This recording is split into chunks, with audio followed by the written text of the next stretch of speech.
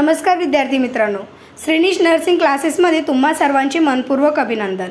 आज आपण बघणार आहोत दुसरा सुट्टीचा कालावधी। 8व्या पंचवार्षिक योजना आणि 9व्या पंचवार्षिक योजनेमध्ये 2 वर्षाचा गॅप घेण्यात आला होता।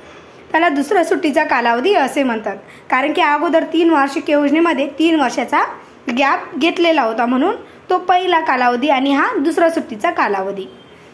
या दुसऱ्या सुट्टीच्या कालावधीमध्ये मुख्य कार्य देशातील राजकीय अस्थिरता दूर करणे आणि नंबर 2 आहेत LPG धोरण 1991। LPG means liberalisation, privatisation, globalisation. LPGचे धोरण 1991 साली आखण्यात आले। नंतर बघूयात 9वी पंचवार्षिक योजना। 9व्या पंचवार्षिक योजनेचा कालावधी हा 1997 ते 2002 इतका होता। तसेच यामध्ये उत्पादक रोजगार याला प्राधान्य देण्यात आलेले होते। 9व्या पंचवार्षिक योजनेमध्ये अनेक प्रकल्प आखण्यात आले।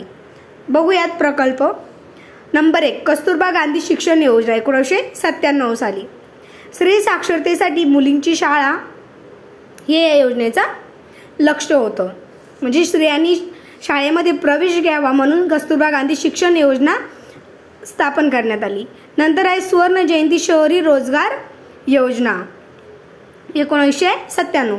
बेरोजगारांसाठी स्वयंरोजगार शहरी रोजगार योजना, म्हणजे शहरी भागामध्ये जे बेरोजगार असतात त्यांच्यासाठी स्वयंरोजगार उपलब्ध करून दिला या योजनेमार्फत। नंबर 3 आहेत भाग्यश्री बाल कल्याण योजना। भाग्यश्री बाल कल्याण म्हणजे बालांची। नंबर 4 राजराजेश्वरी महिला कल्याण योजना 1998 साली, स्त्रियांसाठी विमा संरक्षण। नंबर 5 अन्नपूर्णा रोजाना, पेन्शन न मिळणाऱ्या ज्येष्ठ नागरिकांसाठी 10 किलो अन्नधान्य पुरवठा 1999 साली योजना आखली। त्या योजनेचं नाव आहे अन्नपूर्णा रोजाना। जे ज्येष्ठ नागरिक आहेत ज्यांचे वय 60 वर्षापेक्षा अधिक असणाऱ्यांना आपण ज्येष्ठ नागरिक म्हणतो, अशा नागरिकांना ज्यांना पेन्शन मिळत नाही अशांना 10 किलो अन्नधान्य हे मोफत या योजनेमार्फत पुरवतात। नंतर आहेत नंबर 6 जवाहर ग्राम समृद्धी योजना 1999 साली, ग्रामीण पायाभूत सुविधांची निर्मिती। जवाहर ग्राम समृद्धी योजना, ग्राम म्हणजे गाव किंवा ग्रामीण भाग, याद्वारे ग्रामीण भागामध्ये पायाभूत सुविधांची निर्मिती करण्यात आली। नंतर आहेत अंत्योदय योजना 2000, स्वस्त भावाने अन्नधान्य। वरती बघितलंच आपण अन्नपूर्णा रोजाना, त्यामध्ये ज्येष्ठ नागरिकांसाठी 10 किलो अन्नधान्य पुरवठा।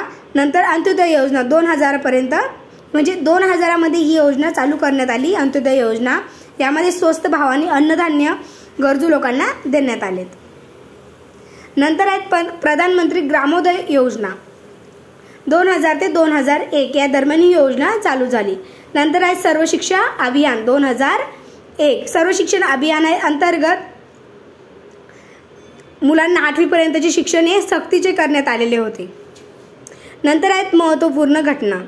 नॅशनल हायवे डेव्हलपमेंट प्रोग्राम हाती घेण्यात आला 9व्या पंचवार्षिक योजनेमध्ये।